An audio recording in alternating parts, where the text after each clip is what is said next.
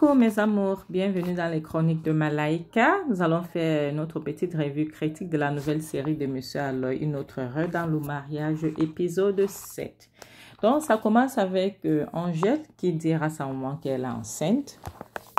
Tu vois, sa maman dit, bon, tu es enceinte, ok. Et elle regarde sa mère, elle lui demande, mais pourquoi est-ce que tu n'as pas l'air heureuse et tout. Sa maman dit non, juste que je suis un peu confus par rapport à la situation que tu traverses. C'était que vous étiez bien et cette grossesse pouvait vraiment beaucoup changer dans ton foyer.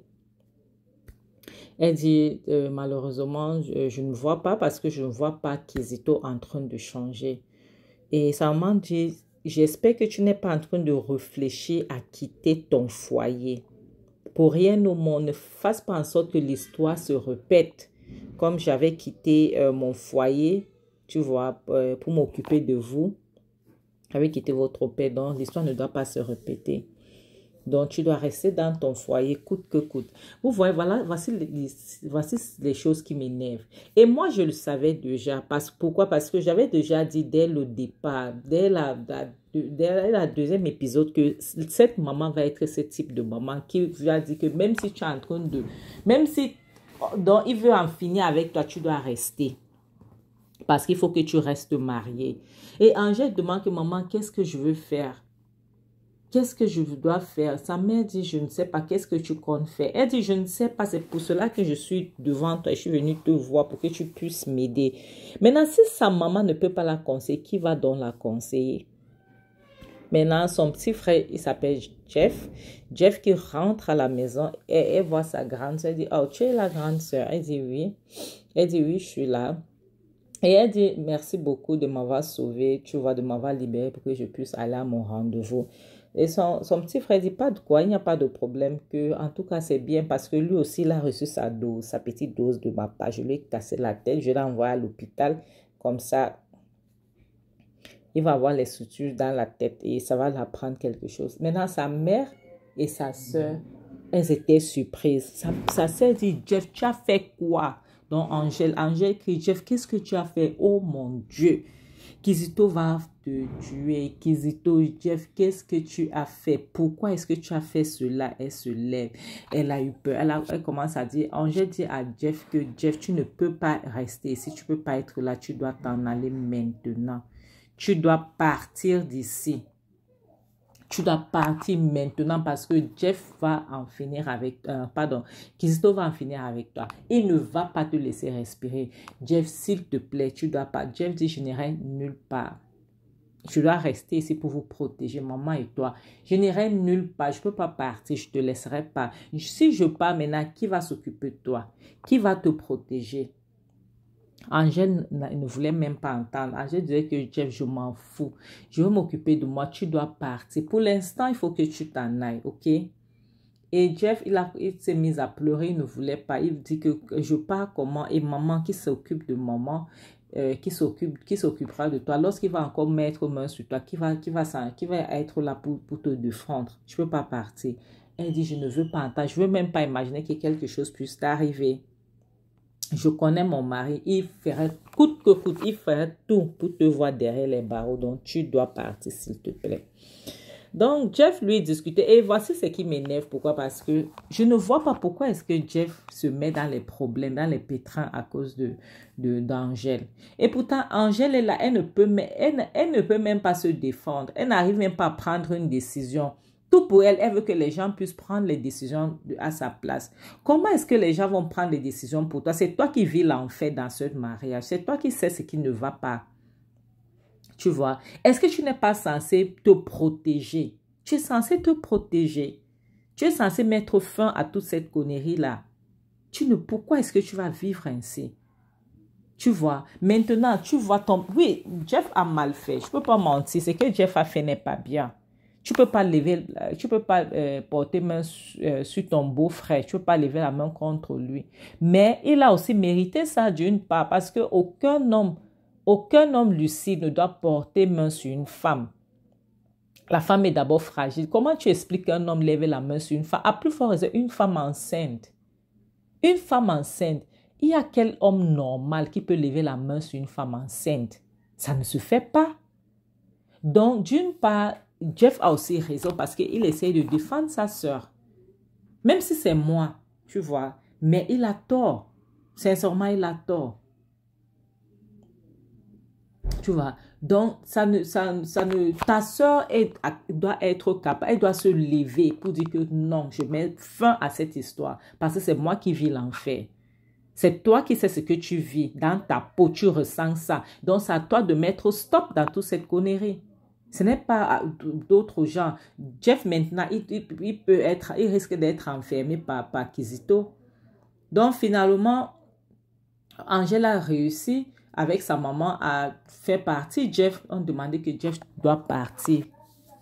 Donc, quoi qu'il arrive, il ne doit pas être là parce que Kizito va arriver. Angèle dit à Jeff que t'inquiète, je vais envoyer Kelly. Kelly, c'est son manager, s'occuper de toi. Je vais l'envoyer pour qu'il puisse venir te voir, mais pour l'instant, tu dois partir. Maintenant, la prochaine scène montre Kizito qui est retourné à la maison avec son ami qui l'accompagnait. Il est sorti de l'hôpital, il a eu des sutures dans la tête. Il était fâché, les dents. Il crachait le feu. Il disait qu'imagine ce qu'il m'a fait. J'ai très mal. Son ami lui dit, mais je ne comprends pas. Toi, lorsque tu poses main sur ta femme, tu t'attendais à quoi? Que son petit frère va rester là, il ne va rien faire. Donc, son petit frère va rester là. Il te regarde seulement. Toi-même, regarde-toi. Tu poses main à ta femme sur ta femme. Pourquoi? Et voilà alors, j'ai vu au fait qu'elle sait ce qui se passait. Elle vient, donc elle trouve son mari. Elle vient pour essayer de le calmer et de le cajoler, quoi. La manière dont Kizito a poussé Angèle. Comme si Angèle, c'est elle qui avait fait quelque chose. Jusqu'à elle est tombée. C'est l'ami de Kizito qui l'a relevé. Et il demande à Kizito, mais qu'est-ce qui ne va pas avec toi? Tu as mal. Tu es normal. Tu pousses ta femme comme ça, pourquoi? Qu'est-ce qu'elle t'a fait? Elle a quoi y voir dans cette histoire? Kizito dit c'est de sa faute. Hein? C'est de sa faute que son petit frère ose lever la main sur moi. Il me fracasse le crâne. Il m'envoie à l'hôpital. Je vais le traiter. Je vais le traiter. Je vais l'enfermer. Son ami disait que, mais Jeff, il faut arrêter ça. Tu es en train d'exagérer là. Tu exagères. Et Kizito demande que j'arrête. Pourquoi? Pourquoi est-ce que je vais arrêter? Donc lui, il essaye de... Maintenant, lui, il s'énerve. Il essaye de justifier son action. Il essaye de justifier pourquoi est-ce qu'il doit faire arrêter Jeff. Et pourtant, il oublie qu'il passe son temps à tabasser sur Angèle. Et maintenant, Angèle demande que donc toi, tu vas enfermer mon petit frère. Tu veux l'appeler la police, pourquoi? Tu veux l'appeler la police, pourquoi? Et Kizito dit, ah, donc tu es en train de me parler fort. Donc, comme pour dire, après ce que ton frère m'a fait, tu es en train de me parler fort. Et son ami demande que toi, tu t'en prends à elle, pourquoi? Qu'est-ce qu'elle t'a fait? Tu ne peux pas t'apprendre à elle.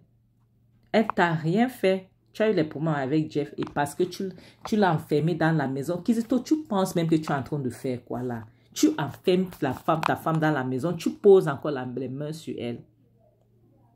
Ça énerve Kizito. Pourquoi est-ce qu'on doit essayer de le raisonner? Pourquoi est-ce que son mari, il dit à son ami que donc tu prends parti, tu es de son côté, tu la supportes, donc tu es OK avec les choses qu'elle fait. Et elle est enceinte de moi, elle ne me dit même pas. Il a fallu qu'elle tombe évanouie pour que je l'amène à l'hôpital pour que je puisse connaître qu'elle est enceinte. Elle marche, elle monte, elle descend, elle fait du n'importe quoi avec mon enfant dans son ventre. Elle veut se mettre à faire le mannequinat. Elle se prend où là? Elle se prend pour qui? Elle se prend pour qui? Et moi, ce qui m'étonne, c'est que avec tout ce qu'il vient de dire, mais ça ne le dérange pas qu'il pose la main sur sa femme. Ça ne le dérange pas qu'il pose la main sur sa femme. Donc, son ami le regardait comme seulement pour comprendre que, mais quel est ce type de personne? Qu'est-ce qui ne va pas avec toi? Pourquoi est-ce que tu souilles les gens autant? Il se lève donc pour qu'il veut frapper sa femme. Son ami dit que, pardon, assieds-toi là. Tu sais très bien que devant moi, tu ne peux rien. Pose tes fesses au sol. Parce que tu t'avais déjà dit que devant moi, tu ne vas jamais la toucher. Tu essayes, on ne va pas te dire. Tu ne la touches pas et tu ne te comportes pas mal devant moi lorsqu'il s'agit de ta femme. Est-ce que on s'est compris? Il dit, ok, d'accord, j'ai compris. D'accord, c'est bon. J'ai suivi. Il n'y a pas de problème. Il dit, mais elle va souffrir. On ne va pas lui dire. Elle va souffrir. Je vais lui faire la fête. Je vais faire sa fête.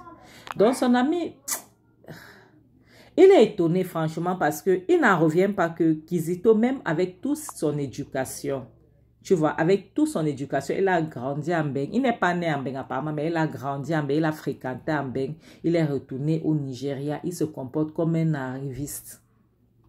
Il prend son téléphone, Kizito, il appelle la police pour dire qu'il y a un braqueur qui est entré chez lui. Entre-temps, il y a Angèle qui est en train de supplier son ami que pardon, faire quelque chose pour que Kizito ne puisse pas appeler la police. Il dit qu'il y a un braqueur qui est arrivé chez lui, qui a cassé, entré dans sa maison, volé ses choses et puis venu dans son bureau, lui fracasser le crâne.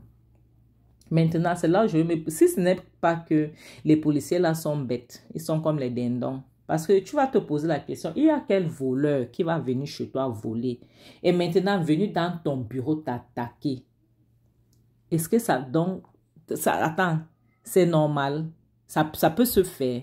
Il se lève maintenant qu'il part prendre les policiers parce qu'il dit qu'il va les joindre au commissariat, pas les chercher pour qu'ils aillent arrêter Jeff. Maintenant, il les bouscule, il passe, il part. Et Angèle, comme d'habitude, elle cherche les gens qui vont s'occuper de ses problèmes. Elle demande qu'est-ce que je veux faire. Maintenant, Kizito vient dehors. Il est fâché contre Jean, son gardien. Il dit que toi, tu n'as pas fait ton boulot. Tu as laissé un idiot entrer dans ma maison. Il est entré chez moi, tu n'as rien fait. Non seulement il vient dans mon bureau me fracasser le crâne, n'est-ce pas? Et toi, tu es resté là. Je vais donc te dire au revoir ton salaire du mois-ci.